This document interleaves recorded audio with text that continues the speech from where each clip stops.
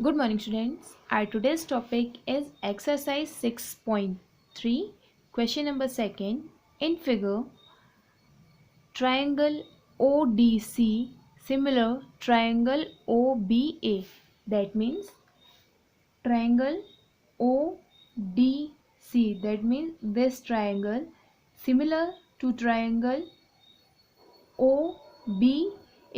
That means these triangles are similar, and given here is the angle BOC equal 125. BOC, that means this BOC equal 125, and COD CDO equal 70 degree. Find angles DOC, that means this angle O, DCO this angle, and OAB and this angle. So let's start with, here we know that the linear pair angle of 180 degree. So linear pair angle, so this is a line DB, and the linear pairs of this line's angle is DOC plus COD equal this total angle is 180 degree. So here we write here angle DOC plus angle COB, that means this angle, complete O angle. DOC and COB total angle is 180 degree. Right here linear pair of angles,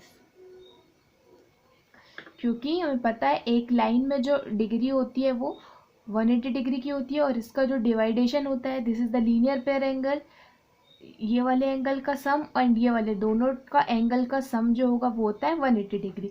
so here line DB और इनमें बने angles का सम 180 degree होगा. So angle DOC plus COB equal 180 degree. So यहाँ से हम जो है DOC की वैल्यू, DOC इस वाले एंगल की वैल्यू, ये वाले एंगल की वैल्यू हम निकाल लेंगे DOC. सो एंगल DOC इक्वल 180, और ये COB माइनस होगा ट्रांसपोज होके, तो ये हो गया COB, एंड COB की वैल्यू हम पुट कर देते हैं, यहाँ पे लिखा है 180 degree, and COB equal 125 degree, which is given here, right here given angle given है, ये एंगल BOC या COB equal 125 degree, and so the value of 180 degree minus 125 degree is 55 degree. So the value of DOC equal 155 degree. So हमने कौन सा angle निकाल लिया है, DOC, ये वाला एंगल निकाल लिया. अब हमें निकालना है एंगल DCO, दैट मीन्स ये वाला एंगल. अब हमने, ये एक ट्राइंगल है ADCO, एक ट्राइंगल है. इस ट्राइंगल में हमें दो एंगल्स पता है, एक एंगल ये वाला पता है D, एंड O की वैल्यू हमने निकाल ली 55. अब हम जानते हैं कि ट्राइंगल्स का जो एंगल सम होता है 180. अब 180 से हमें C वाला एंगल निकाल लेंगे. So we right here in triangle, ये ऊपर वाला ट्राइंगल हम ले रहे हैं DOC.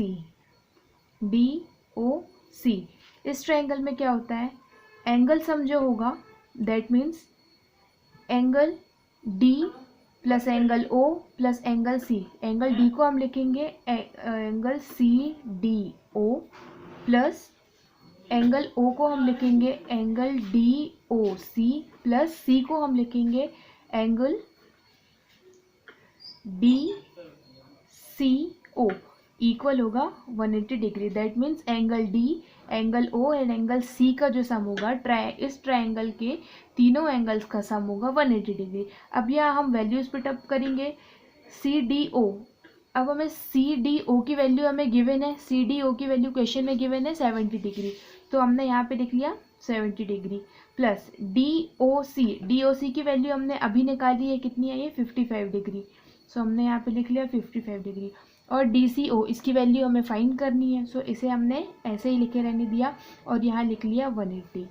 Now angle D C O equal 180 and 70 and 55 transpose here 70 and here 55। अब यहाँ एंगल डी सी ओ की वैल्यू आ जाएगी हमारी D C O equal 55 degree. ये हमने सेकेंड एंगल जो हमें सी निकालना था वो फाइंड कर लिया। अभी हमने डी ओ सी फाइंड कर लिया और डी ओ सी फाइंड कर लिया और सी डी ओ फाइंड कर लिया। अब हमें फाइंड करना है O A B, angle O A B, angle O A B, that means ये वाला एंगल।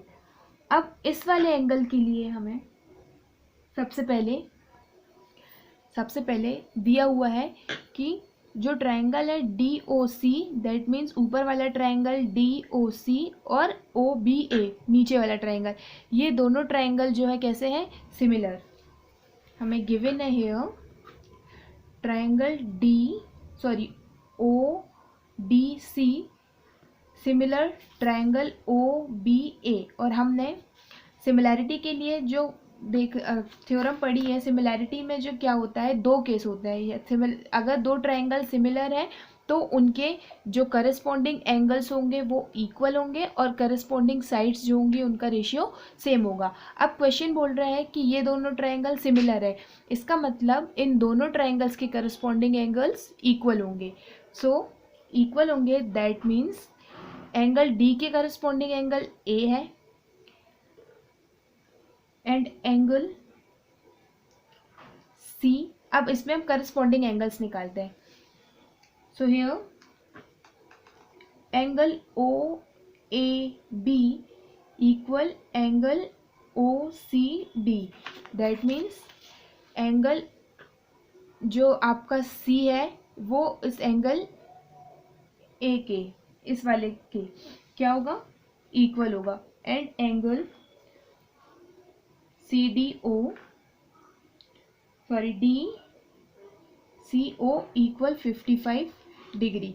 क्यों? क्योंकि ये एंगल्स ओ और सी जो है वो इक्वल है, इस वजह से इसकी वैल्यू हो जाएगी 55 डिग्री। यहाँ पर हम लिख लेते हैं करस्पॉन्डिंग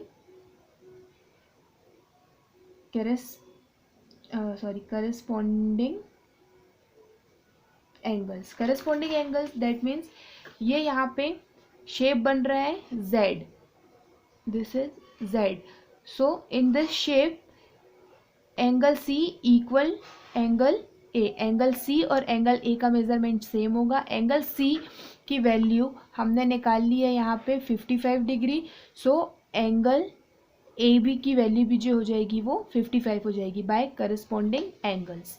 सो angle OAB equal COCD equal 55 degree. ये हमने तीनों डिग्री, अब इसे हमने लिख लिया OAB इक्वल 55 डिग्री। इसी तरीके से हमने इन तीनों एंगल्स का जो है वैल्यू फाइंड कर ली।